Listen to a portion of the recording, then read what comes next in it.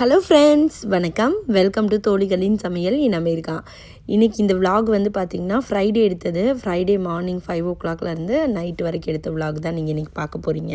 எப்போவுமே பார்த்திங்கன்னா தேர்ஸ்டே வந்தாவே கொஞ்சம் வீக்கெண்டு மூடு வர ஆரம்பிச்சிடும். நாளைக்கு ஃப்ரைடே, நாளையிலேருந்து ஜாலி அப்படின்னு சொல்லிட்டு, அப்புறம் 2 நாள் லீவு தானே அப்படின்னு சொல்லிட்டு, இன்றைக்கி ஃப்ரைடே வேறு இன்னுமே ஜாலியாகிடுச்சு. ஓகே, இன்றைக்கி ஸ்கூலுக்கு போயிட்டு வந்துட்டோன்னா அவ்வளோதான், 2 நாளைக்கு லீவு அப்படின்னு சொல்லிட்டு. பட் இந்த வாரம் வந்து 3 நாள் லீவ். ஆக்சுவலாக மண்டேவும் வந்து லீவு இந்த வாரம். ஸோ அதனால் இன்னும் எக்ஸ்ட்ரா ஹாப்பி. இன்னைக்கு காலையில் வந்து எந்திரிச்சோடனே வந்து ஒரு கந்த சஷ்டி கவசத்தை போட்டு விட்டாச்சு. அந்த சைடு வந்து அந்த பாட்டு பாடிட்டே இருந்தால் இந்த பக்கம் வேலை முடிஞ்சிடும். கந்த சஷ்டி கவசம் முடிஞ்சதுக்கப்புறம் வந்து பார்த்திங்கன்னா ஏதாவது பாட்டெல்லாம் போட்டு விடுவேன். பட் ஆனால் அது வரைக்கும்லாம் நான் வந்து வீட்டில் இருக்க மாட்டேன். வேலையெல்லாம் முடிச்சுட்டு அதுக்குள்ளே கிளம்பிடுவேன். கந்த சஷ்டி கவசம் முடிஞ்சு கொஞ்சம் நேரத்துலேயே கிளம்பிடுவேன் நான். ஸோ அதனால் வேறு பாட்டெலாம் கேட்க முடியாது. இன்றைக்கி வந்து சிம்பிளான ஒரு மெனுவாக தான் யோசித்தேன். ஆக்சுவலாக போன வாரம் வந்து இந்த பலாக்காய் வந்து ஃப்ரோசனில் வாங்கிட்டு வந்து வச்சுருந்தேன். அதில் பிரியாணி பண்ணலாம் அப்படின்னு சொல்லிட்டு, ஆனால் எல்லா நாளுமே பண்ண முடியல. ஸோ இன்றைக்கி வந்து அந்த பிரியாணி பண்ணிடலாம் அப்படின்னு சொல்லிட்டு தான் எந்திரிச்சு வந்தேன். ஸோ ரொம்ப சிம்பிளாக தான் பண்ண போகிறேன். ரொம்ப டேஸ்ட்டாக வந்திருந்தது இந்த பிரியாணி. ஒரு ஃப்ரெண்டு கேட்டிருந்தீங்க கமெண்ட்ஸில், எப்படி வந்து கிச்சனை ஆயில் ஃப்ரீயாக வச்சுருக்கீங்க, எப்படி க்ளீனாக இருக்குது எப்போவுமே அப்படின்னு சொல்லிட்டு. க்ளீன் பண்ணிகிட்டே இருப்போங்க, அதனால தான் க்ளீனாக இருக்குது. டெய்லியுமே நம்ம வந்து அது ஒரு ஹேபிட்டாக வச்சுக்கிட்டோம், டெய்லி அது ரொட்டீனில் நமக்கு இருக்குது அப்படின்ற பட்சத்தில் நமக்கு வந்து கிச்சன் மெஸ்ஸியாகவே ஆகாது. எப்போவுமே கவுண்டர் டாப்பு இப்படி தான் இருக்கணும் அப்படின்னு சொல்லிட்டு நம்மளே வந்து நீங்கள் ப்ராக்டிஸ் பண்ண அதுவே உங்களுக்கு மைண்ட் செட் ஆயிரும். அப்புறமா கொஞ்சம் கலைஞ்சா கூட உங்களுக்கு வந்து டென்ஷன் ஆயிரும். அதனால் நீங்களே ஆட்டோமேட்டிக்காக க்ளீன் பண்ணிடுவீங்க. இந்த ஜாக் ஃப்ரூட் பிரியாணிக்கு பார்த்திங்கன்னா ஒரு பெரிய வெங்காயம், ஒரு தக்காளி, 4 பச்சை மிளகா, ஒரு கைப்பிடி புதினா, ஒரு கைப்பிடி கொத்தமல்லி போடணும். இல்லை ஆக்சுவலாக அதனால் கொத்தமல்லி போடல. இஞ்சி பூண்டு தேவையான அளவு போட்டிருக்கேன். ஸோ இதெல்லாம் இந்த மாதிரி அரைச்சி எடுத்துக்கிட்டேன். குக்கரில் வந்து பார்த்திங்கன்னா எண்ணெய் ஊற்றி அதில் வந்து ஒரு பட்டை, 2 கிராம்பு, ஒரு ஏலக்காய் போட்டுட்டு கொஞ்சம் சோம்பு போட்டு தாளிச்சிருக்கேன். அது கூடயே கொஞ்சம் முந்திரி பருப்பும் போட்டு தாளித்தேன். ஸோ அதை போட்டுட்டு இந்த நம்ம அரைச்சி வச்சுருக்கோம் இல்லையா, இந்த மசாலாவையும் போட்டு இது கூடவே பார்த்திங்கன்னா ஒரு 1/4 ஸ்பூன் மிளகாத்தூள், 1/2 ஸ்பூன் மல்லித்தூள், கொஞ்சம் மஞ்சள் தூள், அப்புறமா ஒரு 1/4 ஸ்பூன் வந்து கரம் மசாலா போட்டேன், கரம் மசாலா பவுடர். ஸோ அதுவும் போட்டு நல்லா வதக்கியாச்சு. அது வதங்கி எண்ணெய் பிரிஞ்சு வந்ததுக்கப்புறம் நான் இந்த மாதிரி ஜாக் ஃப்ரூட் வந்து ஃப்ரோசனில் வாங்கி வச்சுருந்தேன். அதையும் போட்டு ஒரு 1/4 கப்பு கேர்டும் போட்டு நல்லா வதக்கிட்டேன். ஸோ இந்த ஜாக் ஃப்ரூட் கொஞ்சம் குக் ஆனதுக்கப்புறம் இதில் வந்து ஒரு 2.25 கப்பு தண்ணி வந்து சேர்த்துருக்கேன். ஏன்னா நான் வந்து இன்றைக்கி 1.5 கப்பு பாஸ்மதி ரைஸ் எடுத்திருக்கேன். 1 கப்புக்கு 1.5 கப்பு வந்து தண்ணி ஊற்றணுன்ற கணக்குக்கு அவ்வளோ தண்ணி ஊற்றி அது கொஞ்சம் கொதித்ததுக்கப்புறம் அரிசியை கழுவி போட்டு அது கொஞ்சம் நல்லா பின்னி வந்ததுக்கப்புறம் மூடி வச்சு சிம்மில் வச்சு 15 மினிட்ஸ் தம் போட்டு இறக்கிட்டேன். இது கூடயே குக்கும்பர் ரைத்தா, ஸ்நாக்குக்கு வந்து பார்த்திங்கன்னா வாட்டர் மிலன் கட் பண்ணி வச்சுருந்தோம், அதையும் எடுத்தாச்சு. இன்றைக்கி காலையில் பிரேக்ஃபாஸ்ட்டுக்கு வந்து பார்த்திங்கன்னா ஜஸ்ட்டு பனானா மில்க் ஷேக் தான் போட்டோம். ஸோ அதையும் வந்து ரெடி பண்ணியாச்சு. குழந்தைங்களுக்கு பேக்கிங் எல்லாம் வந்து ஹஸ்பண்ட் தான் பண்ணுவாங்க. குழந்தைங்களுக்கு எனக்கு லன்ச்சு எல்லாமே வந்து அவங்க பேக் பண்ணி கொடுத்துருவாங்க. நான் வந்து காலையில் பார்த்திங்கன்னா என்னால் ஃபுல்லாக கிச்சன்லாம் க்ளீன் பண்ண முடியாது. நான் ஜஸ்ட்டு சமையல்லாம் முடிச்சிடுவேன். ஹஸ்பண்ட் எல்லாேருக்கும், குழந்தைங்களுக்கு எல்லாேருக்கும் பேக் பண்ணி லஞ்செல்லாம் பேக் பண்ணிவிட்டு கிச்சனை ஒரு தடவை க்ளீன் பண்ணி வச்சுட்டு போயிடுவாங்க. நான் வந்து டிஷ்வாஷர் மட்டும் லோட் பண்ணிக்குவேன். ஈவினிங் வந்தோடனே பார்த்திங்கன்னா ஃப்ரெஷ் ஆகிட்டு நாங்கள் வந்து லாட்டே பிளாசான்னு ஒரு கடை இருக்குது, அங்கே வந்துவிட்டோம். இங்கே தான் வந்து மோஸ்ட்டாக எல்லா வீக்குமே வந்து கிராசரி, வெஜிடபிள்ஸ் எல்லாமே இங்கே தான் வாங்குவோம். பெரிய கடைங்க, எல்லா ஐட்டமுமே கிடைக்கும். இதுதான் கிடைக்கும், இது கிடைக்குமா அப்படின்ற டவுட்லாம் நிறைய பேர் கேட்பீங்க. யூஎஸில் இதெல்லாம் கிடைக்குமான்ட்டு. எல்லாமே கிடைக்கும். மாம்பழ சீசன்றதுனால அவ்வளோ மாம்பழம் கொண்டு வந்து அடுக்கி வச்சுருந்தாங்க. மாங்காய், இப்போ இளநீ நல்லா கிடைக்கிது. ஸோ தேங்காய் எல்லாமே வந்து ஃப்ரெஷ்ஷாக கிடைக்கும். பார்த்திங்கன்னா இளநியை வந்து இந்த மாதிரி பேக் பண்ணி கூட வச்சுருந்தாங்க. நான் அதுதான் பார்த்துட்டு இருந்தேன். நாங்கள் வாங்கினதில்லை இது வரைக்கும், ஜஸ்ட்டு பார்த்து வீடியோ மட்டும் எடுத்தேன். காய்கறியுமே பார்த்திங்கன்னா எல்லா காய்கறியும் கிடைக்கும். கீரை கிடைக்கும். நம்ம ஊரில் யூஸ் பண்ணாத சில காய்கறிலாம் கூட இங்கே கிடைக்கும். இங்கே பார்த்திங்கன்னா மஞ்சள் எல்லாமே கிடைக்குங்க. கடலை, சக்கரவள்ளி கிழங்கு, சேப்பங்கிழங்கு, என்னென்ன வேணுமோ எல்லாமே இங்கே கிடைக்கும். ஸோ இதில் வந்து பார்த்துட்டு அப்புறமா வந்து கொஞ்சமாக வந்து வெஜிடபிள்ஸ் மட்டும் வாங்கினோம். ஏன்னா இந்த வீக்கெண்டு ஃபுல்லாக ஒரு 3 நாள் வந்து எங்களுக்கு கொஞ்சம் பார்ட்டி அது இதுன்னு இருக்குது. ஸோ மண்டேலேருந்து தானே தேவைப்படும், அதனால் அது தேவையானது கொஞ்சம் மட்டும் வாங்கிக்கிட்டோம்.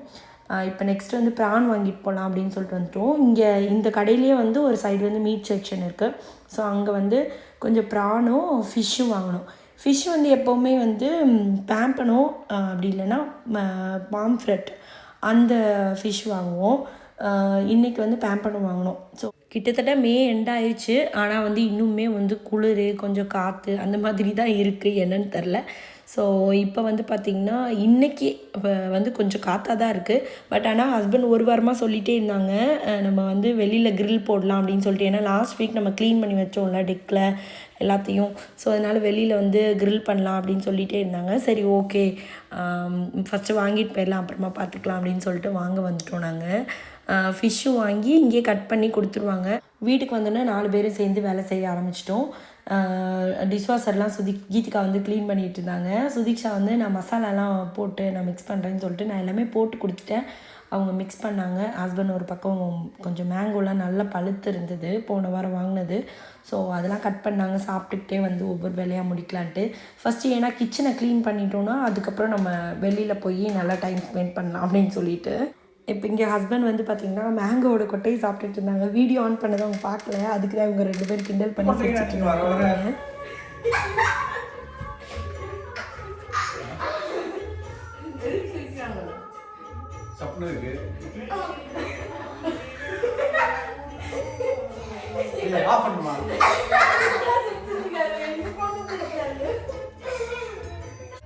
சரி எடுத்து வை.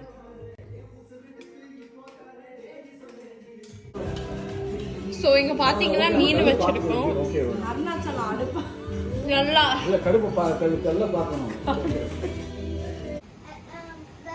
அந்த அங்கே இருக்கு, அங்கே கட் பண்ணி ஒரு ஹாஃப் வச்சுருக்கேன்.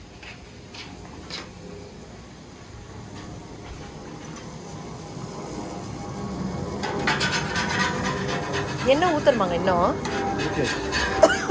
ஏங்க இத்தனை இதா போடுறீங்க? பாதி அப்படியே ஃபில் பண்ண வேண்டியதானே?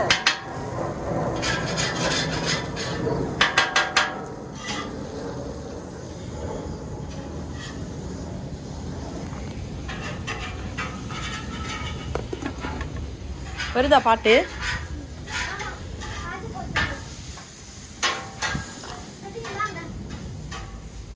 அந்த ப்ரான் வந்து பார்த்திங்கன்னா ப்ரான் ஃபிஷ் ரெண்டுமே வந்து சும்மா பேசிக்காக தான் நான் ஒரு மசாலா போட்டேன். ரொம்ப அதுக்கு மெனக்கடலை. மிளகாத்தூள், மல்லித்தூள், உப்பு, மஞ்சள் தூள், கொஞ்சம் இஞ்சி பூண்டு பேஸ்ட்டு, லெமன், இது மட்டும்தான் 2க்குமே போட்டேன். பட் ஆனால் வெளியில் வச்சு போட்டு சாப்பிட்றதுனாலையும் என்னவோ அவ்வளோ ஒரு டேஸ்ட்டாக இருந்தது. நம்ம அந்த மைண்ட் செட் எல்லாமே அப்படி இருக்கும்னு நினைக்கிறேன். நம்ம எப்போவுமே கிச்சனுக்குள்ளே அப்படி ஒரு மாதிரி சமைச்சிட்டே இருப்போம்ல. ஒரு நாள் இந்த மாதிரி ஃப்ரீயாக வெளியில் இருக்கும்போது இன்னுமே கொஞ்சம் ஒரு ஜாலியாக நல்லா இருந்தது. நாங்கள் நினச்ச அளவு குளிரும் இல்லை. ஏன்னா நம்மளோட வெளியில் காற்றா தான் இருக்குது. ஆனால் வந்து பார்த்திங்கன்னா நம்மளோட டெக்கு வந்து பார்த்திங்கன்னா நல்லா கவர்டாக இருக்குல்ல, அந்த விண்டோஸ் எல்லாம் இருக்கிறதுனால நமக்கு அவ்வளோவா வந்து காற்று உள்ளே தெரியல. அதனால நம்ம நினச்ச மாதிரியே வெளியில் வந்து நம்ம க்ரில் பண்ணிட்டோம். டேஸ்ட் செம்மையாக இருந்தது. கொஞ்சம் கொஞ்சமாக போட்டு ஹஸ்பண்ட் நல்லா க்ரில் பண்ணி கொடுத்தாங்க. நாங்கள் வந்து சாப்பிட்டுட்டு இருந்தோம் ஜாலியாக. 1-2 பேர் கேட்டிருந்தாங்க, உங்களோட லைஃப்லாம் எங்களோட ட்ரீம் லைஃபு, உங்களுக்குலாம் எந்த பிரச்சனையும் இல்லை, நீங்கள் நல்லா இருக்கீங்க, அந்த மாதிரிலாம் வந்து போட்டிருந்தீங்க கமெண்ட்ஸில். உலகத்தில் இந்த உலகம் ஃபுல்லாக நீங்கள் பார்த்தீங்கன்னா எந்த மனுஷனுமே வந்து கஷ்டம் கவலை இல்லாமல் இருக்கவே மாட்டாங்க. ஒவ்வொருத்தருக்கும் ஒவ்வொரு விதமான கஷ்டங்கள் இருக்கும். சில பேருக்கு பணம் இருந்ததுன்னா பணம் இல்லாத வேறு கஷ்டங்கள் நிறைய இருக்கும். சில பேருக்கு பணம் இல்லைன்னா பணமே ஒரு கஷ்டமாக இருக்கும். என்னையை பொறுத்தளவு வசதி இருக்குது வசதி இல்லைன்றதுலாம் அடுத்த விஷயம். ஏன்னா நான் என் ஹஸ்பண்ட் 2 பேருமே வந்து மிடில் கிளாஸ் ஃபேமிலி தான். ஸோ சின்ன வயசுலேருந்தே எல்லாத்தையுமே நாங்கள் பார்த்து வளர்ந்துருக்கோம். 2 பேருமே எங்கள் வீட்டோட தலை பிள்ளைங்க, பெரிய பிள்ளைங்க.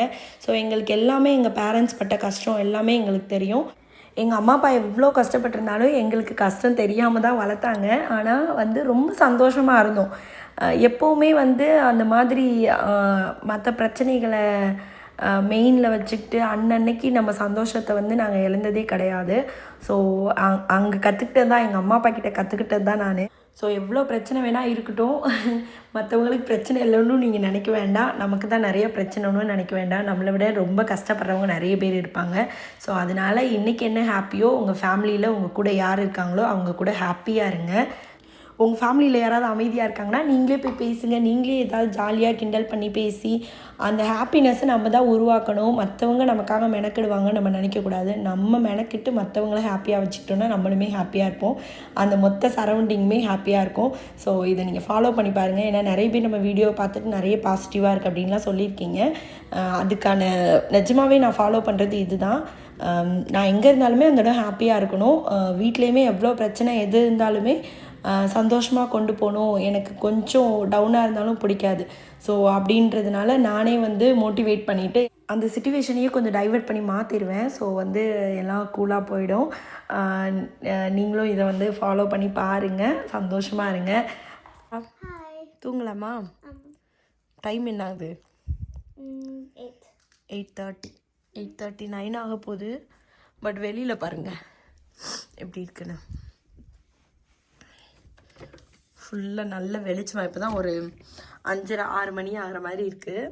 பட் ஆனால் 9 o'clock ஆக போகுது. எங்கிட்டுக்கா? பட் நாங்கள் எல்லாம் முடிச்சிட்டோம், சாப்பிட்டாச்சு. ஸோ கொஞ்சம் நேரம் படுத்து ஒரு மூவி பார்த்துட்டு தூங்க போகிறோம். எஸ், ஆமாம், அப்படியே படுத்துட்டு ஒரு மூவி பார்த்துட்டு தூங்க போகிறோம்.